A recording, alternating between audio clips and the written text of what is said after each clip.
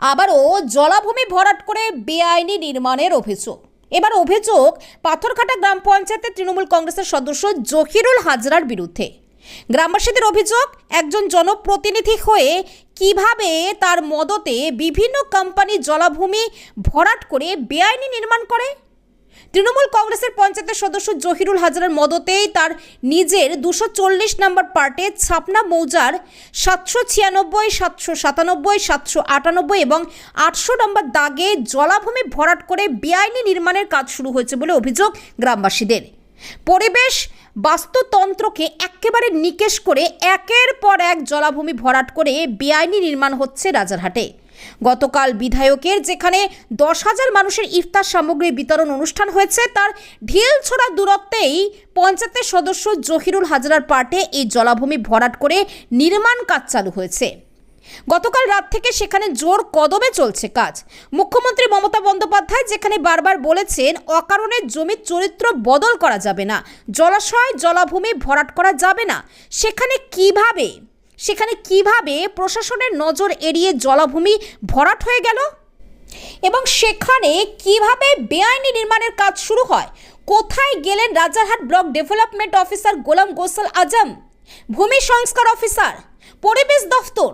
কোথায় গেলেন রাজারহাট পঞ্চায়েত সমিতির সভাপতি প্রবীর কর? টেকনোসিটি থানার পুলিশ কোথায়?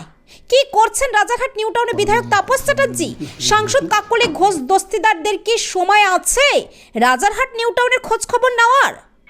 প্রশ্ন উঠছে পাথরঘাটা গ্রাম পঞ্চায়েতের প্রধান পিঙ্কি প্রামাণিক, উপপ্রধান আক্তার আলী গাজী ওরফে টুটন গাজীর ভূমিকা নিয়ে।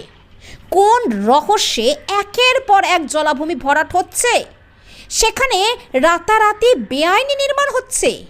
পুকুর, জলকর, জলাশয়, গাছপালা, পাখি, পকুল কিছুই থাকবে না। টাকার বিনিময়ে বস্তুতন্ত্রকে একেবারে নিকেশ করে দেবে পুঁজিপতি অসাধু বিভিন্ন কোম্পানি। আগামী প্রজন্মের কাছে কোন শহর দিয়ে যাচ্ছেন আপনারা? সব জায়গায় বহুতল হয়ে গেলে, মানুষের পা রাখার জায়গা না থাকলে স্বাভাবিক জনজীবন ব্যাহত হতে বাধ্য। ট্যাংরা তপসিয়া বানিয়ে দিচ্ছেন রাজারহাটকে, মানুষের শ্বাস নেওয়ার জায়গাটুকুও রাখছেন না।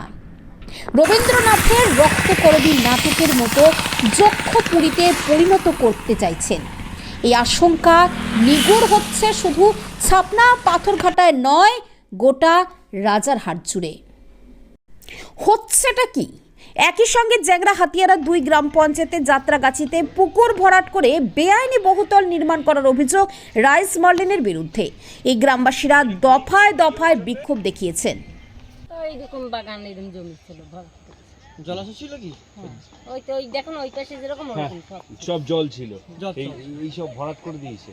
কারা ভরাট করছে তা জানি না, ফ্ল্যাট হবে না কি হবে জানি না, ফ্ল্যাট হবে না, সেই জন্য জলাজমি ভরাট করে দিচ্ছে।